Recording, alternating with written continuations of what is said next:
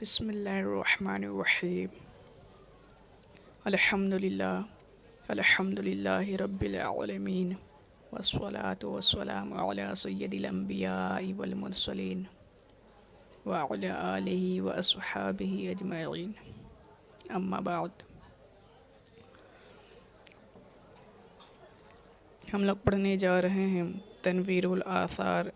یہ فن حدیث پہ ایک بنیادی کتاب ہے جس کے مصنف شہزادہ حضور صدر الشریعہ علامہ فداء المصطفیٰ قادری امجدی دامت برکاتہم القدسیہ ہیں۔ کتاب الایمان، حدیث نمبر 7، صفحہ نمبر 12۔ لکھتے ہیں عن العباس ابن عبد المطلب قال قال رسول اللہ صلی اللہ تعالی علیہ وسلم ذاک طعم الایمان من رضی باللہ ربا وبالاسلام دینا وبمحمد رسولا، رواہ مسلم۔ تو اس حدیث پاک میں فرماتے ہیں کہ یہ حدیث پاک حضرت عباس ابن عبد المطلب سے رضی اللہ تعالی عنہ سے مروی ہے۔ یہ حضرت عباس حضرت عبد المطلب کے شہزادے ہیں اور نبی پاک علیہ الصلوۃ والتسلیم کے چچا جان ہیں۔ تو وہ یہ اس حدیث کو روایت کرتے ہیں۔ وہ کہتے ہیں کہ نبی پاک علیہ الصلوۃ والتسلیم نے فرمایا ذاک طعم الایمان، کہ ایمان کی مٹھاس، ایمان کی حلاوت چکھ لے گا یعنی پا لے گا، ایمان کی حلاوت پا لے گا وہ من رضی باللہ ربا، جو اللہ کے راضی، اللہ کے رب ہونے پر راضی ہو۔ سمجھ رہے ہیں؟ فرماتے ہیں کہ نبی پاک علیہ الصلوۃ والتسلیم کے وہ شخص ایمان کی حلاوت اور مٹھاس پا لے گا جو اللہ کے رب ہونے پر راضی ہو، وبالاسلام دینا، اور اسلام کے دین ہونے پر راضی ہو، سب کا اسی پہ عطف ہو رہا ہے، اور وبمحمد رسولا، اور محمد صلی اللہ علیہ وسلم کے رسول ہونے پر راضی ہو۔ اسے امام مسلم نے جو ہے روایت کی اپنی کتاب میں۔ تو اس کی تھوڑی سی تفصیل سمجھ لے کہ وہ شخص ایمان کی حلاوت و مٹھاس پا لے گا جو اللہ کے رب ہونے پر راضی ہو۔ کیا مطلب؟ یعنی اللہ تبارک و تعالی کی رضا میں راضی ہو۔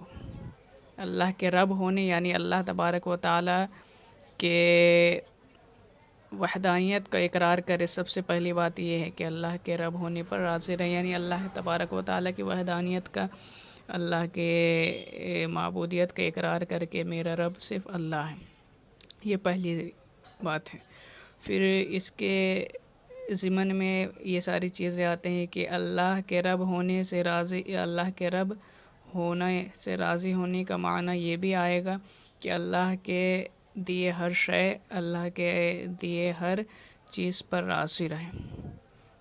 ٹھیک ہے، یہ جیسے اللہ کی تقدیر پہ راضی جسے کہتے ہیں رہنا، یعنی اللہ تبارک و تعالی نے اگر کوئی نعمت دی ہے تو اس پہ بھی راضی رہے، اگر کوئی نعمت لے لی ہے تو اس پر بھی راضی رہے۔ ٹھیک ہے، تو یہ ساری تفصیل اس میں آئیں گی، اور بھی مزید ہے، میں سرسری طور پر کر رہا ہوں۔ اچھا، پھر آگے فرمائیں وبالاسلام دینا، اور اسلام کے دین ہونے پر راضی رہے، یعنی اسلام کے دین ہونے پر راضی رہے معنی کیا؟ اسلام دین ہے، ٹھیک ہے، یہ تو غیر بھی مانتے ہیں کہ اسلام دین ہے، ایک دین ہے، لیکن اسلام کے سچے، اسلام کے دین ہونے پر اس طور پہ کہ اسلام ہی سچا دین ہے، اس طور پر راضی رہے تو وہ شخص ایمان کی حلاوت اور مٹھاس پاتا ہے۔ ٹھیک ہے، اور اس اسلام کے علاوہ جتنے بھی ادیان ہیں تو سب کے سب کو وہ جو ہے باطل اور منہدم سمجھے، تو پھر وہ شخص جو ہے ایمان کے حلاوت و مٹھاس کو پانے میں کامیاب ہوتا ہے۔ اچھا، تیسری بات فرمائی گئی وہ اب محمد رسول، اور نبی پاک علیہ الصلوۃ والتسلیم کے رسول ہونے کا کو بھی پر بھی راضی رہے، اور نبی پاک علیہ السلام کے رسول اور نبی ہونے کا بھی اقرار کرے۔ تو یہ بھی ضروری اور لازم ہے، یعنی اللہ کے بھی وحدانیت کا اقرار کرے، اسلام کی بھی حقانیت کا جو ہے کو تسلیم کرے، اور نبی پاک علیہ الصلاۃ والتسلیم کی نبوت کو کے آگے بھی سر خم تسلیم کرے تو وہ شخص ایمان کی حلاوت کو پا لے گا انشاءاللہ۔ ٹھیک ہے، تو یہ نبی پاک علیہ السلام کو رسول ماننے سے اب یہ لازم آئے گا کہ اس کے نبی پاک علیہ الصلاۃ والتسلیم کے علاوہ جتنی بھی ادیان ہیں اور ان کے معبودان ہیں، جیسے ہندوؤں کے الگ ہے، بدھسٹ کے الگ ہے، سکھوں کے الگ، تو ان سب کو مطلب کہ منہدم اور جو ہے غلط سمجھے، باطل سمجھے، ٹھیک ہے۔ تو یہ اس شخص کو جو ہے ایمان کی حلاوت میسر آئے گی۔ اچھا، اگلے حدیث میں فرماتے ہیں عن ابی ہریرہ قال قال رسول اللہ صلی اللہ تعالی علیہ وسلم والذی نفس محمد بیدہ لا يسمع بی احد من هذه الامة یہودی ولا نصرانی ثم يموت ولم يؤمن بالذی ارسلت به الا كان من اصحاب النار، رواہ مسلم۔ اس حدیث پاک میں یہ سمجھ لے کہ اس حدیث پاک کے متعلق پہلے سمجھ لے یہ حدیث پاک حضرت ابو ہریرہ رضی اللہ تعالیٰ عنہ سے مروی ہے۔ آپ کہتے ہیں کہ نبی پاک علیہ الصلوۃ والتسلیم نے فرمایا والذی نفس محمد، واو جو ہے یہاں قسم کے لیے آیا ہے، واو قسمیہ، اور یہ معلوم ہی ہوگا قسم کے لیے 3 حرف کا استعمال کیا جاتا ہے عربی میں، واو، تا اور با، جس کو ایک جملے میں یہ سمجھیے واللہ باللہ تاللہ اس طور پہ۔ تو واو جو ہے یہ سب سے قوی لفظ ہے قسم اٹھانے کے لیے۔ ہاں، تو بات سمجھ میں آئی کہ واو جو ہے یہ سب سے قوی لفظ حرف ہے قسم اٹھانے کے لیے۔ اس کے علاوہ جو با اور تا آتے ہیں تو اس کا درجہ اس سے کم ہے، پھر واو کے بعد با کا درجہ ہے، اس کے بعد تا کا، بہرکیف۔ تو واو یہاں پہ جو ہے قسمیہ قسم کے لیے آیا ہے۔ والذی نفس محمد، قسم ہے اس ذات کی، نفس محمد بیدہ کے جس کے دست قدرت میں محمد صلی اللہ تعالی وسلم کی نفس یعنی جان ہے۔ قسم اٹھایا گیا، نبی پاک نے یہاں قسم اٹھا کے کہا۔ تو یہ والا جو جملہ ہے والذی نفس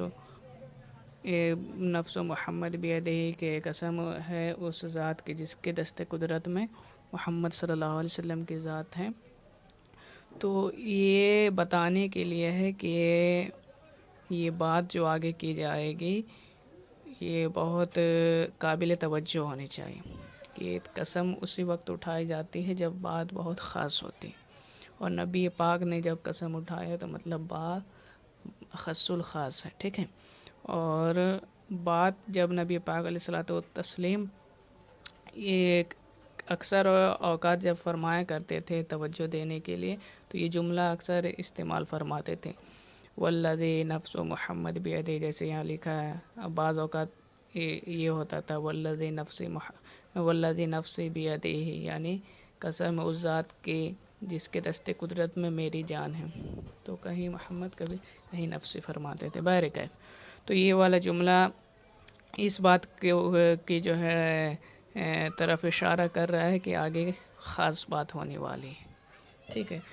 فرماتے ہیں والذی نفس محمد بیدہ کے قسم ہے اس ذات کی جس کے دست قدرت میں محمد کی جان ہے صلی اللہ تعالیٰ علیہ وسلم۔ اچھا، اب یہاں نبی پاک نے اپنے ہی جان کا تذکرہ فرمایا، یہ اس بات کی یہ طرف بھی اشارہ ہے کہ نبی پاک علیہ الصلوۃ والتسلیم کی جان مبارک جو ہے، نبی پاک کی ذات جو ہے وہ عالم میں سب سے نفیس اور سب سے عظمت والی ذات ہے، چونکہ قسم جو اٹھائی جاتی ہے وہ ہلکی پھلکی چیزوں کی نہیں بلکہ کسی جو ہے باوقار چیز کی، اور نبی پاک علیہ الصلوۃ والتسلیم نے اپنی ذات کی ہی جو ہے مطلب اپنی جان کے تذکرہ کرتے ہوئے قسم تو اصل میں اللہ کی فرمائی ہے کہ قسم اس ذات کی اس کی جس کے دست قدرت میں محمد صلی اللہ علیہ وسلم کی جان ہے. تو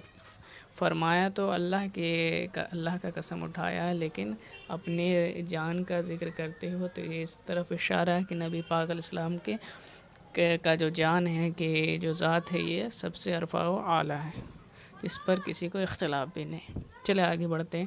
والذی نفس محمد بیدہ، قسم اس ذات کی جس کے دست قدرت میں، بیدہ جس کے ہاتھ میں، ید مطلب تو ہاتھ ہوتا ہے، لیکن یہاں پہ اللہ کا ذکر ہے تو دست قدرت سے ترجمہ کرے کہ نہ قسم اس ذات کی جس کے دست قدرت میں محمد صلی اللہ علیہ وسلم کی جان ہے. لا يسمع بی احد من هذه الامتی، کہ اس امت کا کوئی بھی انسان، من هذه الامتی اس امت کا کوئی بھی انسان جس تک میری بات پہنچی ہو. ٹھیک ہے، اس امت کا کوئی بھی انسان جو میرے بارے میں سنے. ٹھیک ہے، یہاں پہ لفظ کا شاید کچھ یہ ہے غلطی کہ پتہ نہیں، لا یسمعو ہے. بہرکیف اس کا ترجمہ یہ بتایا گیا ہے کہ اس امت کا کہ کسی بھی شخص تک جس تک میری بات پہنچے، چاہے وہ آگے فرمایا یہودیون ولا نصرانیون، چاہے وہ یہودی ہو یا نصرانی ہو. سمجھ میں آ رہی بات؟ کہ اس امت کے کسی بھی فرد واحد تک، کسی بھی فرد تک جس تک میرے بارے میں جو ہے خبر پہنچے، میرے نبوت کے بارے میں، میرے رسالت کے بارے میں، ٹھیک ہے، یہودی ہو یا نصرانی ہو، ثم یموت، اور وہ پھر مر جائے، ثم یموت پھر وہ مر جائے، ولم یؤمن بالذی، اور وہ ایمان نہ لائے، ولم یؤمن بالذی ارسلت، جو مجھ پر میرے ذریعہ جو ہے، جو میرے ذریعہ بھیجا گیا ہے. ٹھیک ہے، بالذی ارسلت، یا فعل یہ ہے نا، کیا کہتے ہیں، مجہول ہے، تو اس طرح ترجمہ کریں جسے بالذی ارسلت، جسے لے کر مجھے بھیجا گیا ہے، بہی ولم یؤمن بالذی ارسلت بہی، جسے لے کر مجھے بھیجا گیا ہے، الا کان من اصحاب النار، تو وہ اصحاب نار یعنی جہنمیوں میں سے ہوگا. خلاصہ اس حدیث پاک کا یہ ہے کہ نبی پاک علیہ السلام نے پہلے قسم اٹھائی، یعنی بات کو توجہ دینے کے لیے، پھر فرمایا کہ اس امت کے کسی بھی فرد تک میرے بارے میں جب خبر پہنچے، چاہے وہ یہودی ہو یا نصرانی ہو، اور پھر وہ اسی یعنی یہودیت اور نصرانیت پہ ہی مر جائے، یعنی اپنے پرانے دین پر، اور ایمان نہ لائے اس پر جس کو دے کر مجھے بھیجا گیا یعنی اسلام پر، تو وہ جہنمی ہے. یہ سرسری طور پر اس کا ترجمہ ہے. اب دیکھیں یہاں نبی پاک علیہ الصلوۃ والتسلیم نے یہودی اور نصرانی کا تذکرہ کیا ہے. ٹھیک ہے، تو اس طرف اشارہ کرنا مقصود ہے، چونکہ یہودی اور نصرانی جو تھے یہ اہل کتاب ان کو کہا جاتا ہے، جانتے ہی ہوں گے. تو یہ جب اہل کتاب کا یہ عالم ہے، یعنی یہ اہل کتاب کو جب نبی پاک علیہ الصلوۃ والتسلیم پر ایمان لانا فرض ہے، تو ان کے علاوہ جتنے مذاہب ہیں، ہندو ہو، بدھسٹ ہو، سکھ ہو، وغیرہ وغیرہ، تو ان سب کو بدرجہ اولیٰ لانا لازم ہوگا. اس لیے کہ جب یہ لوگ تو یہودی اور نصرانی کون تھے؟ یہودی حضرت موسیٰ علیہ السلام کی قوم کو کہتے ہیں، اور نصرانی حضرت عیسیٰ علیہ السلام کے جو فالوورز تھے. البتہ انہوں نے عقیدوں میں گڑبڑی کر دی تھی اور بہت ساری چیزوں میں تبدیلیاں کر دی تھی، اور مشرک کے حکم میں چلے گئے تھے، چونکہ عقائد ان لوگوں نے اپنے سے گڑھ لیا تھا. تو بہرکیف جب یہ، لیکن ان لوگوں کو اہل کتاب کہا جاتا ہے. ٹھیک ہے، تو جب اہل کتاب کو خصوصیت کے ساتھ سرکار نے ذکر کیا اہل کتاب کا، تو اس طرف اشارہ کرنا مقصود ہے کہ جب ان لوگوں کو جہنم مجھ پر ایمان لائے بغیر چارہ نہیں ہے، تو ان کے علاوہ جتنے مذاہب کے لوگ ہیں ان کو بدرجہ اولیٰ ایمان لانا پڑے گا. ٹھیک ہے، یہ حدیث پاک کا ترجمہ تھا. اچھا، اگلی حدیث دیکھیں. اس حدیث پاک کو نقل کرنے والے حضرت عبداللہ ابن عمر رضی اللہ تعالی عنہما، دونوں صحابی. فرماتے ہیں عن ابن عمر رضی اللہ تعالی عنہما قال قال رسول اللہ صلی اللہ تعالی علیہ وسلم امرت ان اقاتل الناس حتى يشهدوا ان لا اله الا الله وان محمد رسول الله ويقيموا الصلاة ويؤتوا الزكاة فإذا فعلوا ذلك عصموا مني دماءهم وأموالهم إلا بحق الإسلام وحسابهم وحسابهم على اللہ تعالی متفق علیہ۔ دیکھیں یہ حدیث کو حضرت ابن عمر رضی اللہ تعالیٰ عنہ نے نقل کیا۔ حضرت ابن عمر کی وہ عظیم ذات ہیں جو حضرت ابو ہریرہ رضی اللہ تعالیٰ عنہ کے بعد سب سے زیادہ حدیث نقل کرنے میں جن کا نام آتا ہے، وہ میرا جہاں تک ابھی علم ہے تو غالباً ان کا ہی نام ہے، حضرت ابن عمر رضی اللہ تعالیٰ عنہ۔ بہرحال تو یہ ان سے حدیث مروی ہے، کہتے ہیں کہ نبی پاک علیہ السلام نے فرمایا امرتو، مجھے حکم دیا گیا، پہلے مجہول ہے، مجھے حکم دیا گیا ان کس چیز کا، ان اقاتل الناس کہ میں لوگوں سے جنگ کروں، ٹھیک ہے، قاتل یقاتل مطلب جنگ کرنا، لڑائی تو جنگ کرنا، تو یہاں امید تو ان اقاتل الناس کہ مجھے حکم دیا گیا، تو حکم کہ اللہ کے رسول کو حکم کہاں سے ملے گا، تو اللہ کے رسول سے جو اوپر سب سے بڑی ذات ہے اللہ تبارک و تعالیٰ کی طرف سے یہ حکم ملا۔ امیر تو یعنی اللہ نے حکم دیا ان اقاتل الناس کہ میں لوگوں سے جہاد کروں، جنگ کروں حتی یشہدوا ان لا الہ الا اللہ، یہاں تک کہ وہ گواہی دے کہ اللہ کے سوا کوئی معبود نہیں ہے۔ اچھا پھر آگے فرمایا وَأَنَّ محمد رسول اللہ، اور اس بات کی بھی گواہی دے کہ محمد صلی اللہ علیہ وسلم اللہ کے رسول ہے، وَيُقِيمُ الصَّلَاةَ اور نماز قائم کریں، وَيُؤْتُوا الزَّكَاةَ اور زکوٰۃ ادا کریں، فَإِذَا فَعَلُوا ذَلِكَ تو اگر وہ یہ سب کرتے ہیں عَصَمُوا مِنِّي تو وہ مجھ سے محفوظ رہیں گے، اعانت بچا لیں گے، حفاظت میں ہو جائیں گے، دماءہم و اموالہم، اپنے خون اور اپنے مالوں کو کے متعلق مجھ سے مطلب وہ محفوظ ہو جائیں گے، الا بحق الاسلام، سوائے اس کے جو کہ اسلام کا ان پر حق ہے، وحسابہم علی اللہ، اور ان کا حساب اللہ تبارک و تعالیٰ کے ذمہ کرم پر ہے۔ چلے اب اس کے حل کی سیدھے وضاحت سمجھ لے۔ امیر تو اللہ کے رسول نے فرمایا کہ مجھے حکم دیا گیا اللہ کی طرف سے کہ میں لوگوں سے جہاد کروں، الناس، ٹھیک ہے، علی ناس پہ الف لام جو لگا ہے یہ بتا رہا ہے کوئی خاص معرفہ ہے نا ناس، تو یہ خاص لوگ، تو یہاں ہر شخص ہر لوگ سے نہیں، اب الناس میں لوگ میں تو مسلم بھی ہیں اور غیر مسلم بھی ہے، کافر بھی ہے، مومن بھی ہے نا، صحابی بھی ہے، وہابی بھی ہے، سب ہے، مطلب اس وقت کے جو لوگ تھے مشرکین، تو وہی تو وہابیوں کا بھی ابھی ہے، خیر۔ تو الناس میں تو سبھی لوگ، لیکن یہاں خاص لوگ ہیں، تو یہاں الناس سے مراد صرف کفار و مشرکین ہیں، ٹھیک ہے، ہر لوگ نہیں۔ تو کفار و مشرکین سے اللہ تبارک و تعالیٰ کی طرف سے حکم ہوا کہ ان سے جنگ کیجیے، کب تک، حتی یہاں تک کہ یشہدوا اللہ، اس وقت تک یہاں تک کہ وہ لوگ اللہ کی وحدانیت کی گواہی دے اور محمد صلی اللہ تعالیٰ علیہ وآلہ وسلم کی رسالت کا اقرار کریں، وَيُقِيمُ الصَّلَاةَ وَيُؤْتُوا الزَّكَاةَ اور نماز پڑھیں اور زکوٰۃ ادا کریں۔ اچھا اس میں روزہ کا تذکرہ نہیں ہے، وہ بھی تو ضروری ہے، ارکان اسلام میں سے پڑھے ہیں پیچھے، تو یہاں اس لیے تذکرہ نہیں، اس لیے کہ روزہ کی فرضیت اس وقت تک نازل نہیں ہوئی تھی، ٹھیک ہے، روزہ اس وقت تک فرض نہیں ہوا تھا، اس لیے یہاں سرکار نے روزہ کا بھی تذکرہ نہیں کیا۔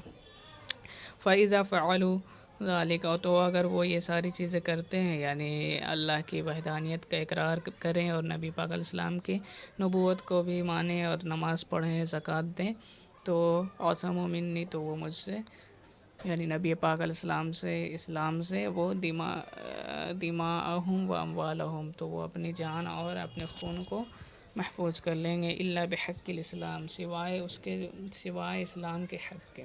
یعنی اس کا کیا مطلب؟ اس کا مطلب یہ ہے کہ اگر کوئی مومن ہے تو اگر کوئی اسلام لے آتا مومن ہو جاتا ہے تو وہ اس کے اوپر جہاد اب نہیں کیا جائے گا، اس سے قتل و جنگ نہیں کی جائے گی، ٹھیک ہے. الا بحق الاسلام، لیکن ان معاملوں کے ان کو بھی سزائیں ملیں گی جو اس کا مطلب کہ اسلام میں آنے کے بعد وہ ارتکاب کرے، جیسے معاذ اللہ کوئی زنا کا مرتکب ہو گیا، ٹھیک ہے، یا شراب نوشی، یا پھر اور دیگر، یا چوری کر بیٹھا، ٹھیک ہے. تو ایسے گناہ اگر کرے گا تو پھر وہ اسلام میں جو سزائیں اس پر مطلب بیٹھتی ہے تو وہ ان سزاؤں کا جو ہے مصداق ٹھہرے گا، ٹھیک ہے. بحق الاسلام یعنی وہ سوائے اس کے جو اسلام کا اس پہ حق ہے. تو اسلامی اعتبار سے ان کو زنا کیا تو سنسار کیا جائے گا، اور اگر چوری کیا تو ہاتھوں کو کاٹا جائے گا، ٹھیک ہے. تو یہ ساری چیزیں مومنوں پر بھی ہیں اگرچہ وہ ایمان لے آئیں. وَحِسَابُهُمْ عَلَى اللَّهِ تعالیٰ، اور اس کا حساب اللہ کے ذمہ کرم پر. متفقن علیہ، یہ حدیث متفقن علیہ ہے. چلے، امید ہے کبھی ہے تھوڑا بہت تو سمجھ میں آیا ہوگا. وَمَا عَلَيْنَا إِلَّا الْبَلَاغُ.